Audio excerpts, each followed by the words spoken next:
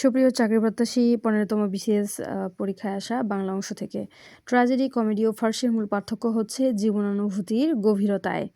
সুন্দর হে দাও দাও সুন্দর জীবন, হোক দূর অকল্যাণ সকল অশোভন। চরণ দুটি কার লেখা? এই চরণ দুটির লেখক হলেন কাজী নজরুল ইসলাম। চরণ দুটির লেখক হলেন কাজী নজরুল ইসলাম। সোনালী কাবিনের রচয়িতাকে? সোনালী কাবিনের রচয়িতা হলেন আল মাহমুদ। সোনালী কাবিন আল মাহমুদ। রবীন্দ্রনাথ ঠাকুর তার রচিত কোন নাটকটি কাজী নজরুল ইসলামকে উৎসর্গ করেছিলেন? অর্থাৎ রবীন্দ্রনাথ ঠাকুর তার রচিত কোন নাটকটি কাজী নজরুল ইসলামকে উৎসর্গ করেছিলেন?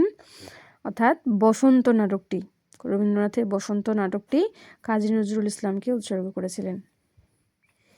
আর কাজী নজরুল ইসলাম আবার উৎসর্গ করেছিলেন রবীন্দ্রনাথ ঠাকুরকে সঞ্চিতা। সঞ্চিতা কাব্যগ্রন্থটি।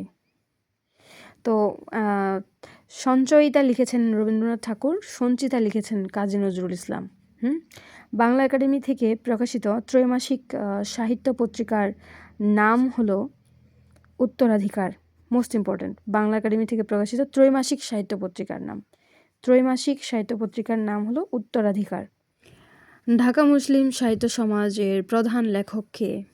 প্রধান লেখক ছিলেন কাজী আব্দুল ওদুদ, আবুল হোসেন প্রমুখ। কাজী আব্দুল ওদুদ, আবুল হোসেন প্রমুখ। ঠকচাচা চরিত্রটি কোন উপন্যাসে পাওয়া যায়? ঠকচাচা চরিত্রটি পাওয়া যায় আলালে ঘরে দুলালি উপন্যাসে পাওয়া যায় ঠকচাচাকে। বঙ্গদর্শন পত্রিকা কোন সালে প্রথম প্রকাশিত হয়?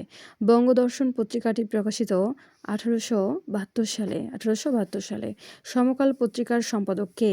সমকাল পত্রিকার সম্পাদক হলেন সিকান্দার আবু জাফর। সমকাল পত্রিকার সম্পাদক সিকান্দার আবু জাফর। প্রভাত চিন্তা, নিভৃত চিন্তা, নিশীথ চিন্তা প্রভৃতি গ্রন্থের রচয়িতা হলেন কালী প্রসন্ন ঘোষ। এগুলো সব গ্রন্থ এনার। প্রভাত চিন্তা, নিভৃত চিন্তা, নিশীথ চিন্তা প্রভৃতি গ্রন্থের রচয়িতা কালী প্রসন্ন ঘোষ। সুশিক্ষিত লোক মাত্রই স্বশিক্ষিত, এই উক্তিটি প্রমোদ চৌধুরী। এই উক্তিটি হলো প্রমোদ চৌধুরীর।